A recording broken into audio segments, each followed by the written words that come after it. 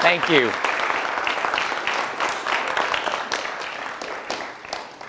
First of all, can we give our speaker another round of applause? Is it going?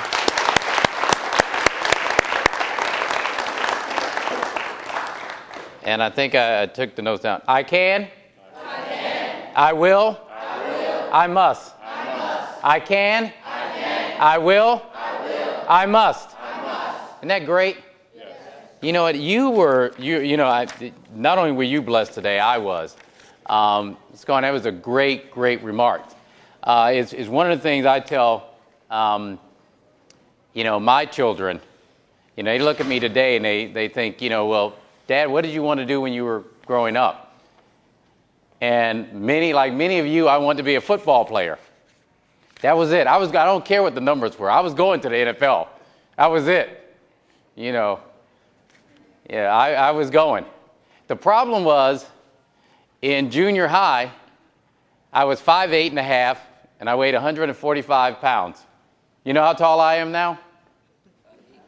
5'8.5". I didn't grow. Who knew? But what happened was, when I got to college, as Ms. Goins said, because my dad, and that is the reason I went into public service, it was because of my father. Like many of you, and like Ms. Goins said, I was not the best student.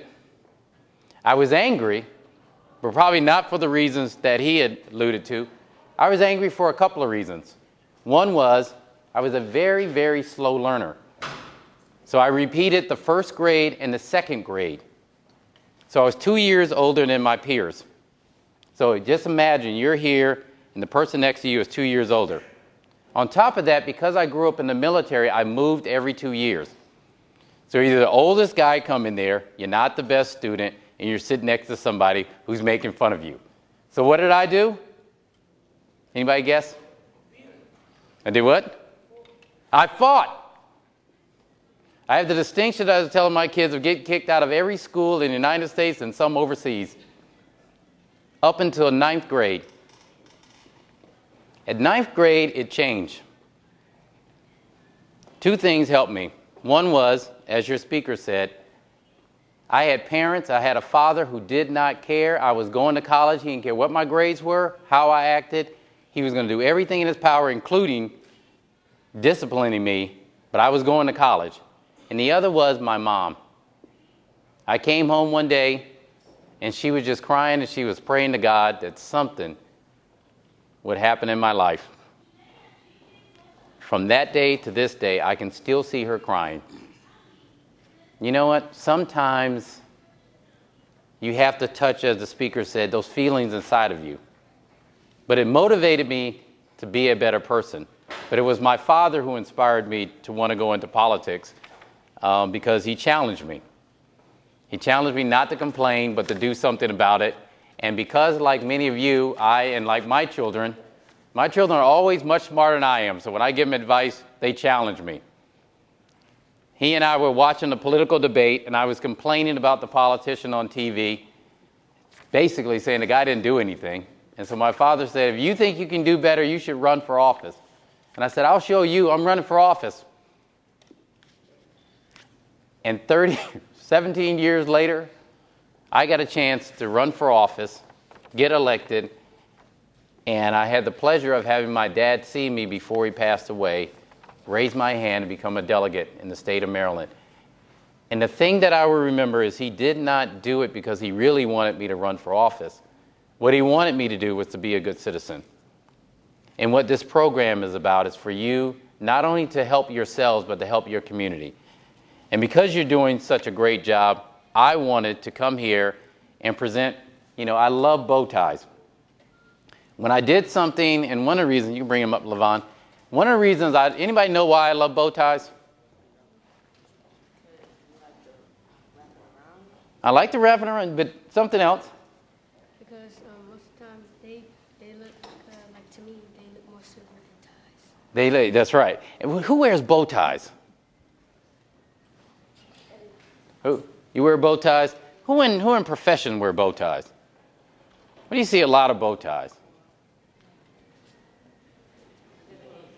Anybody? Yes.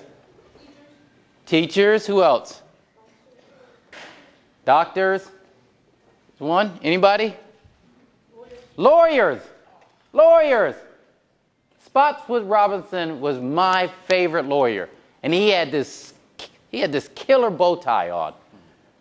And the fact that nobody in their right mind, when I was growing up, believed I could ever go to law school. So the first thing when I went to Howard University Law School was I got me a bunch of bow ties. And I'd wear them so people were like, hey, are you a lawyer? And I'd be, yes, I'm going to be. So I love bow ties because they inspired me to know that I could do something that people did not think, other than my father and my mother, my parents, and teachers. Teachers. Let me just close with this before I present the bow ties. It was actually teachers. It was a teacher I had in 9th grade that actually inspired me to read. My parents believed in me. They nurtured me. Miss Lutz, I'll never forget her name, told me I could not go to football practice until I read 1 or 2 books, and I tell this story all the time. She gave me the choice. I could read Black Boy, which was about that thick, or I could read Wuthering Heights, which was that thick. Which one did I choose? Black Boy. Why did I choose Black Boy? Because it was smaller. But you know what I didn't know that she knew? It had a lot of words. And it had a lot of words that did what? That opened up my mind. It had a lot of words that just took me to a place I didn't think words could take you. And you know what that made me want to do? Read. I wanted to know everything Richard Wright knew when he wrote that book. I wanted to know how he could move people. The teacher knew that. I didn't know that. And she also knew that one day I'd go back and read Wuthering Heights, which actually I love. But it inspired me to read. But we're here for bow ties. Ask the question. Do you tie it yourself? Yes, I do. Oh, great. There's a reason why. There is a reason. Tell us. Actually, when I thought of it, last year I remember Ms. Cross and Mr. Gons had an initiative where we had Spirit Week last year at school. We had student-teacher switch day. Mm-hmm. So the students dressed up as some of their favorite teachers. Teachers reversed the role and put on uniforms of students. And I was surprised to see, I was on the upstairs floor, that some of the students came by and said, I'm dressed like you, in the sense that they had the bow ties on. They had suits on and bow ties. And more importantly, when we went to 8th grade dance, they had bow ties on. So I said to myself, we always talk about role models, but you never know the impact you can have upon a student. It's not just what you say, it's also what you do in terms of your actions.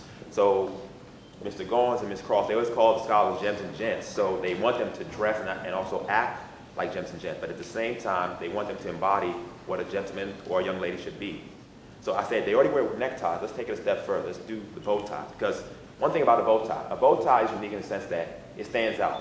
In the sense that you don't see a lot of people wearing bow ties, in the sense that most people don't know how to tie a bow tie, but then it stands out because of the panache it adds. In the sense that we only see with the bow tie what's on the outside. But being out an English major, a bow tie is symbolic in the sense that it embodies all the qualities Mr. Gons spoke about. Perseverance, persistent, effort, and hard work. In the sense that when you see a bow tie on the outside, you don't know the hard work that went into tying it. For example, when I first got a bow tie, I went to the Men's Warehouse, purchased a bow tie, asked the gentleman to show me how to tie a bow tie, which he did. So I watched him, thinking that I got this. Go home in the mirror, I tried to tie a bow tie. Several times, I failed. Crash and burn. Crash and burn. So there's a persistence piece in the sense that I know I'm doing something. It's like learning. If you miss one crucial step, it can throw off the whole problem, whether it be math, science, reading. One step throws off the whole equation. So, being that we always tell the kids that we have a growth mindset here, I sought assistance. So I went to YouTube. So I Googled how to tie a bow tie. And like in the classroom, sometimes you need that one-on-one tutoring. So I was able to slow it down, stop it, see where I was messing up, and recorrect and retrace my errors. So then I practiced, and with perseverance, I was able to get it. Like with a bow tie, when you get it, you see 2 loose ends. But with anything, you want to bring those ends together into a uniformed whole. So you're bringing all the loose ends together, and at the end, you have a finished product. So I chose a bow tie because it's symbolic of what we want our scholars to be and what we want them to represent in the community. All right. Very good. All right. And Barry Hudson has a bow tie. Our communication did you tie it yourself? I did tie it. It's a nice one. How come we don't have purple ties? Mr. Goins would have liked that. He tried to change the school colors last year to purple and gold. My man. All right. So we are here to present bow ties. Levon? My assistant principal, Ms. Condon. Thank you very much. very Thank you much. for having us. So if you can help us, I think we're going to have... We'll have a few gentlemen to represent, and then we'll help the other gentlemen. Okay. Terrific. We're giving out each one or just a package and they'll deliver it? One each one. Oh, great. Who knows how to tie a bow tie? And that's, we wanted you to be able to show them. Oh, great. We're going to have a bow tie. Here's yours. You shake his hand Yeah. like a gentleman. Thank you. Very good. Take them out. Thank you. That's right. This is yours. Oh, nice ones too. That's right. Pop that collar. Get ready. There you go. Oh, you're ready. Okay, we're doing it together. So you got to unloose yours. Yours. Initiative. All right. Anybody know how to tie a bow tie already? Oh, this is going to be fun. Oh, you're almost there. Oh, right here. Yep. There she go. See, what I normally do is right here. Look. You measure it, then over. So you go like here. You do the dent. Then like here. Okay. Then you go up like here. Okay. There you go. And you tie it. And this, tie it up.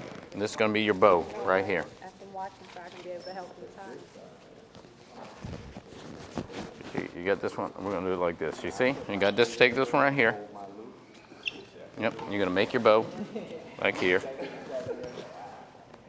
Okay. It's floating the bow. This part's going to be out. You got that? So you got, yep, you got it. You got it out like that. Okay. It's going to be out. Now it got me. Then it's over. Okay. Then there, believe it or not, there is a knot up in here. Hard to see without the mirror.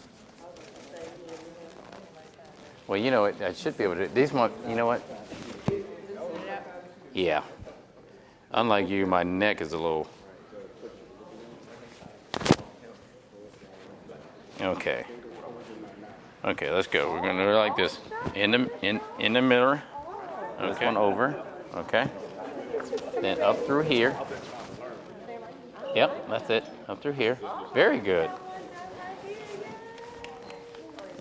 Okay. Then our bow. Remember, this is going to be on the outside. Okay. Then this way. Okay. Then we're going to tuck it up under.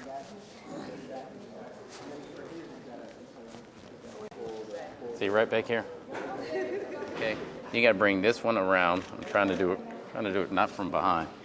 Then believe it or not, let me see. That's how they had to help them. Yeah. So we got this. Okay, we're gonna go right here, and then you go over, and That's why they shake up. like And up through. It is like, where's Barry? Up through. You feel this? Feel this hole right here? a loop back there. Yep. See, up through this loop. It's a little loop back here you go up through. Okay? So let's try it again. Bring that. And then we tie it up there. Yep, then we tighten it. Comfortable? Yep. Okay. And then we're going to do, Then we're make gonna the bow. us a bow. Make a bow. Take a bow. Okay, you got that? Got a bow. Then over. Over the bow. And then right back where your thumb, in the back of your thumb. See where mine, the back of my, I don't know if you can see the back of my thumb? Okay, gotcha. There should That be little loop there? That little loop. There should be an opening right here. Gotcha. Uh, Okay. That's where you're going to squeeze it in. Okay. Am I almost there? Oh, yeah. Oh, yeah. Yeah, shoot. All right, I finally got it. Okay, cool. And then, that's right. You play with it and you tie it. Hey, Miss Compton on the ball here, baby. You are. I got you hooked up there. I see where it says persistence because I got to get it right. I got Yep. to get you looking like You got it. Oh, you got it. And see, you put it down and you can tighten. You want to try this? See, and you can tie it. Oh, that is a neat one.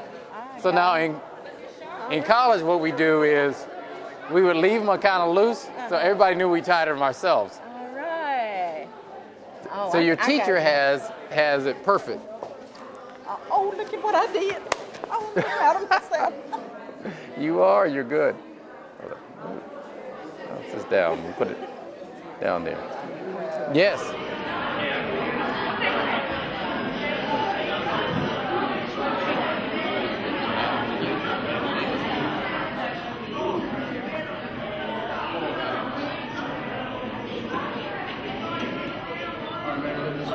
Detail is getting, we're all wearing bow ties.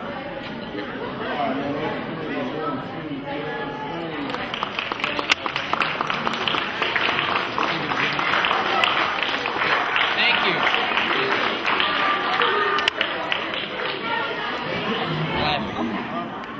Thank you so much. Oh, thank you. Great job. Good job. Thank you. On behalf of General James Wilson Middle School, I just want to take a moment to thank our county executive, Mr. Rashawn Baker. Let's give him another round of applause.